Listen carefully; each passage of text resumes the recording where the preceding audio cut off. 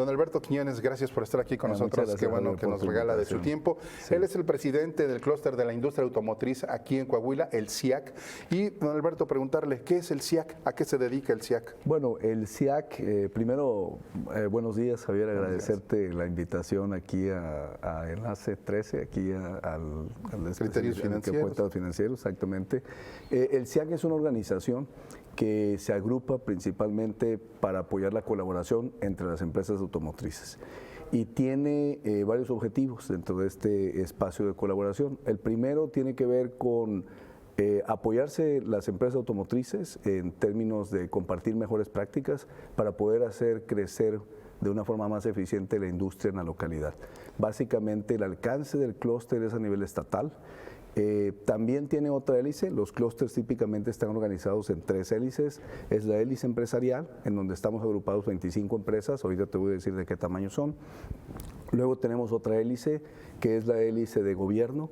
Ahí participa en el clúster de forma muy activa el gobierno estatal, que lo ha hecho muy bien en los últimos 6 años que tenemos constituidos, a través del secretario de Economía, quien es el secretario del clúster de forma institucional. Y la tercera hélice es la academia. La academia incluye a universidades y centros tecnológicos que están dentro del clúster. El objetivo del clúster es, como te dije hace un momento, ser un espacio de colaboración que pueda tener como resultado un crecimiento de la industria más eficiente en la región, pero además también que pueda apoyar en el tema social en términos de crecimiento de los trabajadores. Somos una agrupación que tiene, como te decía hace un momento, 25 empresas, tenemos 2 universidades, un centro tecnológico y el gobierno. Básicamente somos 29, ahora vamos a ser 30 próximamente, organizaciones dentro del clúster, que agrupamos cerca de 90,000 empleos en toda la región de Coahuila, de los cerca de 250, 260,000 empleos relacionados con el sector automotor. Alberto Quiñones, ¿cuál es la agenda que tienen en este año? Ya llevamos transcurridos una primera mitad.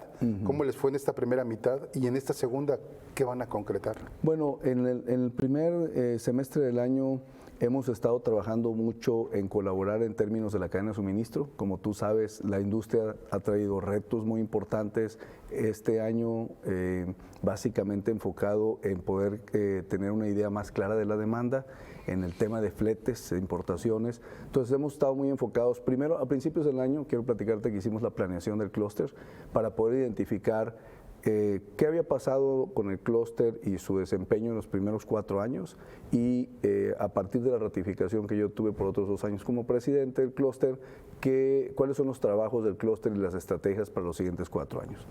En ese momento definimos a principios del año cuáles eran los retos, que en este momento en el corto plazo tiene que ver con suministro y tiene que ver con captación de la demanda, o sea, cómo está la demanda definida por parte de los clientes, pero también hay otro reto importante que tiene que ver pues con los 3, nosotros identificamos 3 retos importantes en los siguientes años en la región. Y básicamente en el país y te diría que en la región de Norteamérica, para las empresas que estamos representadas ahí, en el clúster, en la organización. El primero tiene que ver con todo lo que tiene que ver con infraestructura. Pensamos que infraestructura es un riesgo, es algo que hay que tomar en cuenta. El crecimiento muy rápido que está dando en la región, la infraestructura de alguna manera tiene que ser solucionada. Tenemos que trabajar en conjunto con el gobierno y las empresas. La segunda tiene que ver con el desarrollo de técnicos, operarios en todas las zonas del estado para poder afrontar este crecimiento industrial, particularmente automotriz. Y la tercera tiene que ver con energía. La energía es una limitante importante y también es parte de lo que estamos analizando para ver cómo hacernos más eficientes en el crecimiento.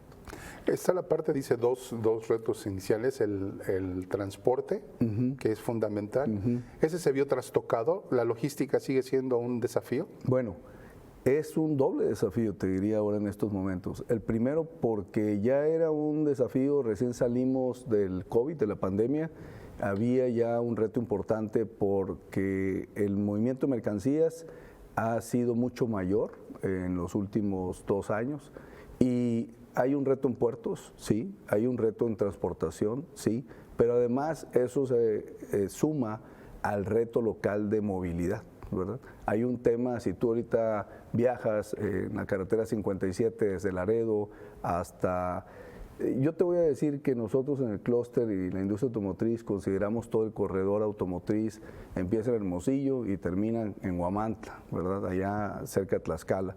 Es donde está todo posicionado, toda la industria automotriz. Y si tú recorres la 57 desde Laredo hasta San Luis Potosí, ahí puedes darte cuenta muy rápidamente del nivel de saturación que tienen las carreteras. Entonces, es un reto. Necesitamos encontrar las soluciones de cómo vamos a empezar a mover mercancías de una forma más eficiente, no ahorita, Javier, sino en los próximos 3 años, en los próximos 5 años, ¿verdad? Los semiconductores fueron uno de los grandes dolores de cabeza para el sector automotriz. Sí. Ya se solucionó porque vemos patios todavía con unidades ahí varadas. Sí, ¿no? sí fueron un reto. Yo te diría que por la información que tenemos del mercado, de la información que tenemos de los socios de nuestra organización, fue un reto que ha ido superándose, ¿verdad? Nosotros vemos estas etapas a partir del COVID que cambió muchas cosas, estas etapas de qué era lo más importante en tiempos de COVID para poder operar, pues eran las áreas de seguridad y ambiental, ¿no? Salimos del COVID, en donde trabajamos muy bien, fue uno de los grandes logros del clúster, poder organizar a las empresas automotrices con el apoyo del gobierno y con el apoyo también de la academia para poder arrancar las plantas que pararon en marzo 15 solamente 45 días después. La industria automotriz aquí en Coahuila arrancó 45 días después y fue una de las regiones y particularmente en el estado que arrancamos mucho más rápidamente que otros estados y que otras regiones en Norteamérica. Eso fue en el COVID. Después del COVID vino la etapa de la falta de componentes, particularmente de semiconductores. Yo te diría que eso limitó a la industria al principio en cerca de un 40% y que ahorita la mayoría de los paros que tenemos en la industria en los últimos 6 meses están más relacionados con temas de logística y menos de semiconductores. Creemos que este tema de semiconductores, que ya se arregló en un 80%, va a quedar solucionado con mayores capacidades en los siguientes 3 años aproximadamente. 2 preguntas en ese sentido. Uno, las automotrices modificaron sus tiempos de entrega a las concesionarias y a su vez a sus clientes, listas de espera de 3 a 6 meses. Sí. ¿Esto ya se quedará como una forma de trabajo de las automotrices, trabajar sobre pedido? Sí, no, bueno, son 2 cosas. Yo te diría que son como dos cosas diferentes. Una tiene que ver con que debido a los cortos de semiconductores, sí había muchos pedidos en el pipeline que no habían sido surtidos. Eso ya se está corrigiendo. Si tú hace 7 u 8 meses ibas a comprar un vehículo de 4 cilindros, ibas a estar sentado esperando 5 o 6 meses. Ahorita si tú vas a comprar un vehículo de 4 cilindros, ya el tiempo de espera es de 1 mes. 1 mes y medio. ¿Qué otro dato tenemos que nos dice esto? Las referencias del número de días en inventario que tienen las armadoras. Las armadoras hace 6 o 7 meses tenían un promedio de días de inventario entre 25 y 30 y hoy ya puedes ver muchos modelos que están entre 60 y 70 días de inventario. Entonces, eso te dice que ya los inventarios están creciendo y hay un mejor servicio para los clientes. Eso es en el tema de la espera. Perdón, sí. ¿Cuánto tiempo se puede normalizar entonces este abastecimiento? Bueno, cerca de 12 meses, los 12 meses que vienen, exactamente.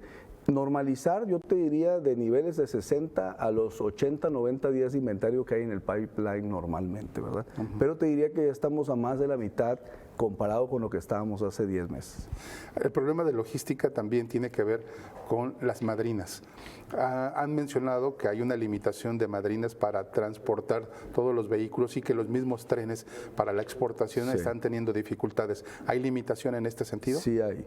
Hay limitación particularmente porque no solamente es la cantidad de vagones para poder mover los materiales o los productos terminados, sino también la velocidad con la que estamos pasando en los puertos.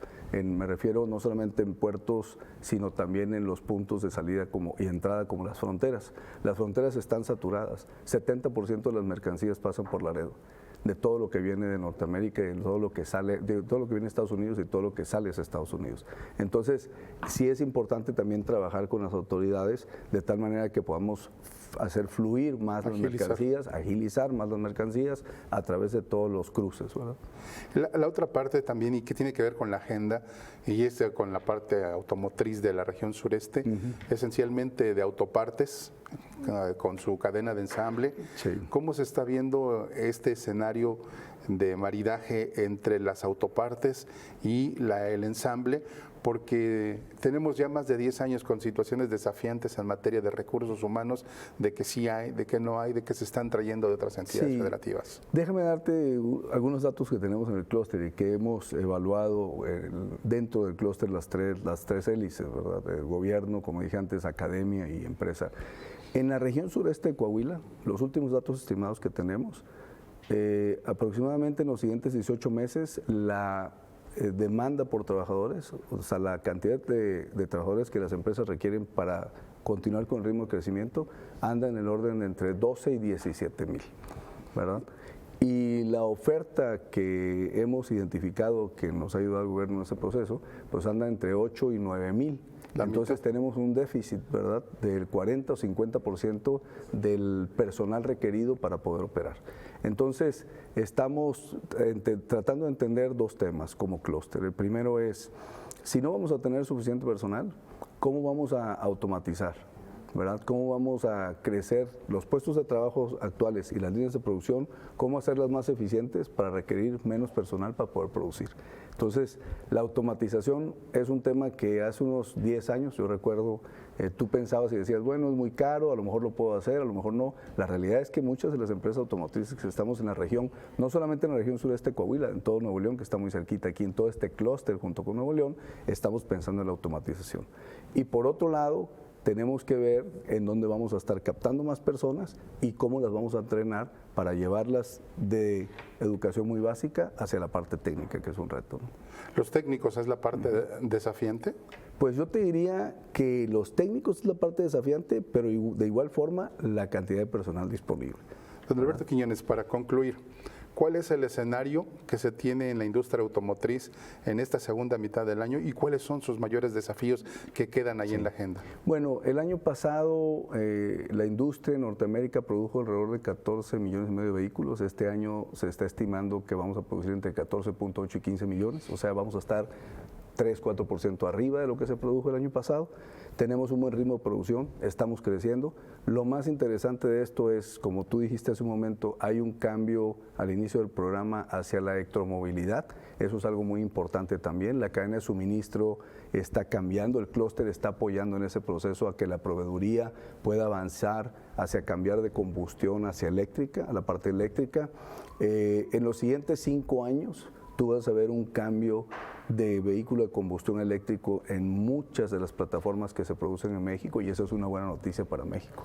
Definitivamente México está en este esquema eléctrico a nivel mundial y el segundo semestre del año lo vamos a cerrar como clúster con actividades de mayor colaboración. Vamos a tener también un encuentro con expertos en la industria automotriz, también lo vamos a ofrecer a todas las empresas automotrices y vamos a cerrar el año fuerte en términos de producción con un 5% más de lo que se produjo el año pasado. Sin embargo, hay un crecimiento muy acelerado, como ustedes ya lo están viendo aquí en la zona, no solo automotriz, sino de diferentes sectores por el nearshoring que tú ya conoces. Perfecto. Don Alberto, agradecerle mucho este tiempo que nos ha obsequiado, qué amable. Gracias. Bien, muchas gracias. Al contrario. Quedamos pendientes para una próxima Sí, visita. claro, me quedan varias preguntas aquí desde la conversación y yo creo que sí, vamos a programar otra para que abordemos ese tema que hay varios, ¿no?